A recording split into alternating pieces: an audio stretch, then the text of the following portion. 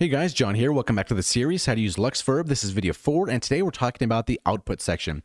So our first two sliders here, the first one is going to be the dry. So this is basically a volume control of our dry signal going to the output, and the wet is going to be the wet or the affected signal that's going to the output. So we have our reverb here on the default patch. Let's see if we drag down our wet all the way. We just have the dry signal. If we put the wet all the way back up and remove the dry, we hear the reverb, but not the dry. So this is going to be a good section to kind of mix the dry signal and the wet signal before it gets sent to your final outputs. So something to keep in mind there. Now moving on from there, these three knobs, this peak gain, peak freak, and peak Q, kind of all work in tandem with each other. The best way I can kind of describe this is on the cutoff of a synthesizer, you have your resonance section, and the more you increase that and swipe through the cutoff, you can kind of notice that type of acidy sound. And this reminded me a lot of that as well. So we can select our gain. Let's go all the way to the right at 18 here.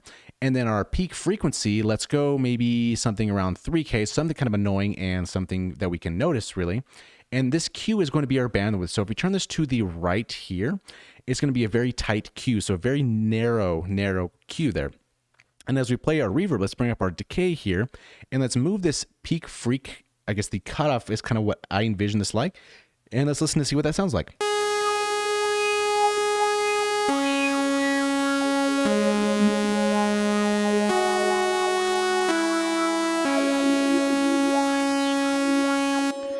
So you can see it and you can hear it here. It's kind of very similar to that resonance type of effect, but it's doing that to the reverb, which is very, very interesting. So I can almost imagine modulating this this knob here, this peak freak right here. It's a very weird word to say, peak freak. Say that 10 times fast, right?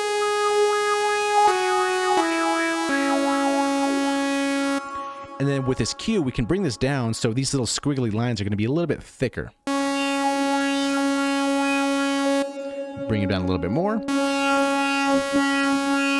then we can see that these lines here are much thicker than they were before, all the way to the right.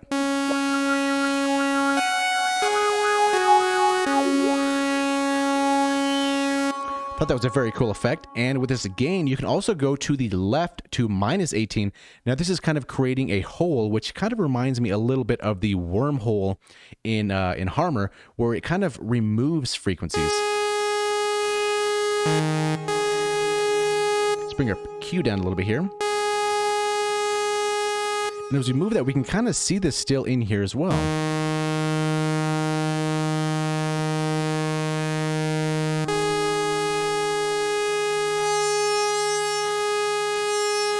So let's pick a frequency. Maybe let's go to about 1K or so like that. Let's go all the way to the top and let's listen to that.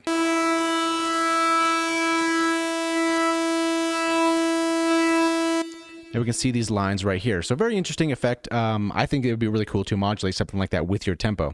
So let's set these all back to default here. And now we have this width knob here. So according to the manual, this says stereo width or separation of the wet signal set to 0 for a mono wet signal. 1.25 will give the default output of the reverb, while greater than 1.25 will widen the stereo effect for the wet output here. So if we alt click and select the knob here, it's going to go to 1.25, and that is the default output of the reverb. So let's take a listen to that. Now if we go all the way down to 0, this is going to be a mono type of sound. And then all the way to the right, it's a much wider reverb.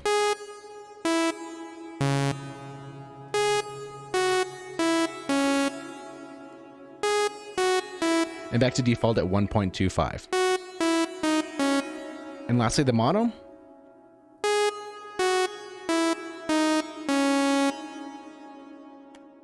And that's this output section in a nutshell. It's very simplistic, only a few knobs.